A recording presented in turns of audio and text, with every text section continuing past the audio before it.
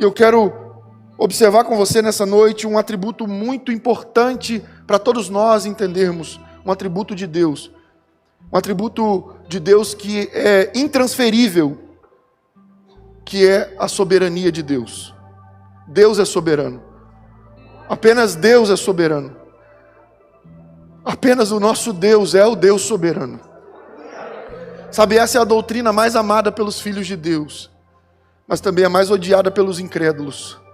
É a mais amada pelos filhos de Deus porque nós sabemos, como disse Charles Spurgeon, que nos momentos mais difíceis da nossa vida, nas dificuldades mais complexas, nas lutas mais severas, nós acreditamos, confiamos que Deus soberanamente está usando todo aquele problema, adversidade, luta, doença, seja o que for, para nos moldar, para nos tratar, para nos transformar. Nós acreditamos fielmente na doutrina da soberania de Deus.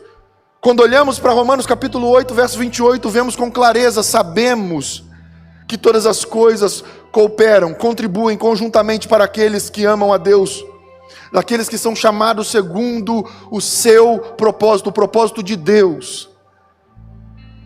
Todas as coisas contribuem conjuntamente para o bem daqueles que amam a Deus, dos que são chamados segundo o propósito de Deus. Porque Deus é soberano. Deus escolhe você e eu, mas Ele usa processos para nos transformar, para nos moldar, como o texto que nós lemos aqui nessa noite. O texto que nós lemos mostra Deus dizendo para Jeremias: Jeremias, levanta e desce à casa do oleiro. E é importante nós observarmos esses detalhes das Escrituras. Deus não trabalha com pessoas prostradas, pessoas caídas. Deus não trabalha com pessoas no chão. Deus sempre diz: levanta-te, põe-te de pé, eu serei contigo. Levanta, levanta, levanta, levanta. E repara, Deus não diz: eu estou te levantando. Ele diz: levanta, porque a nossa parte é se levantar. E aí então Deus vem e com o seu poder soberano age em nós, para cumprir em nós o querer dele. Ele diz para Jeremias: Jeremias, levanta e desce à casa do oleiro, e lá eu te farei ouvir a minha palavra.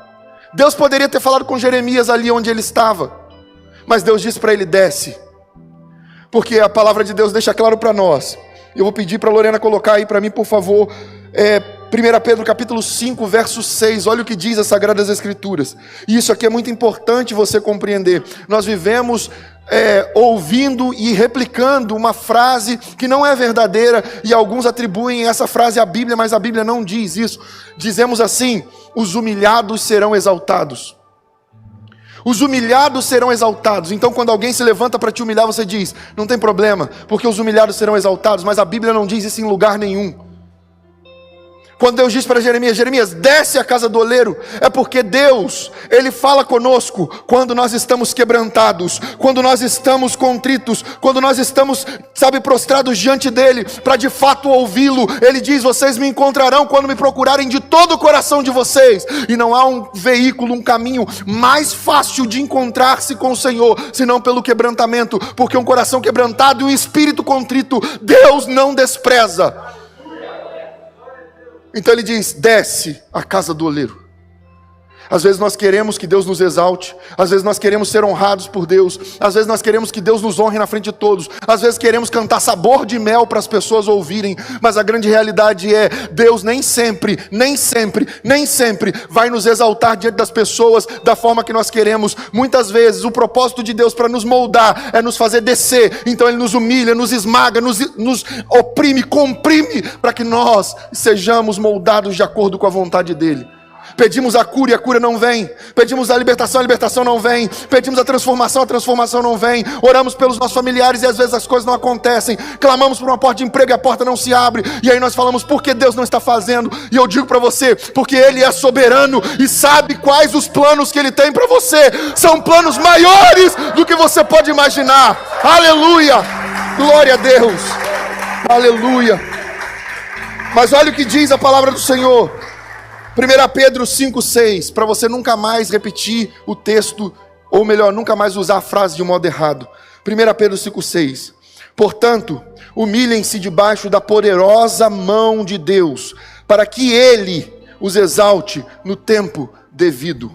Humilhem-se diante da poderosa mão de Deus, debaixo da poderosa mão de Deus. Não existe essa história de os humilhados serão exaltados. O que existe é aquele que se humilha perante a potente mão de Deus, no tempo certo será exaltado por Deus. Então, quando se levantam para te humilhar, não significa que depois da humilhação vai vir a honra, porque a dupla honra só se manifesta de uma forma. Como é que a dupla honra se manifesta? Quando é que a dupla honra se manifesta? Quando nós suportamos a humilhação. Você passa pela humilhação, suporta ela, aí te humilham ou se levantam contra você, você suporta a humilhação e você corre para os pés do Senhor. Você não se exalta, não se levanta, não rebate, você se humilha, você permite aquilo acontece, você se humilha, mas não se humilha diante de homens, você se humilha diante do Todo-Poderoso, você se humilha perante a potente mão de Deus, e o Senhor no tempo dele, no tempo certo, no tempo oportuno, no tempo apropriado, te exaltará, porque nem sempre, logo depois da humilhação vem a dupla honra. Às vezes depois da humilhação vem mais humilhação. Às vezes depois da dificuldade vem mais dificuldade. Às vezes depois da luta vem mais luta. Mas nós sabemos que soberanamente Deus está trabalhando em todas essas coisas para o bem daqueles que o amam, daqueles que são chamados de acordo com o propósito dEle, daqueles que Ele conheceu antes da criação do mundo e predestinou para serem conformes à imagem de seu Filho Jesus, de acordo com as Escrituras Sagradas.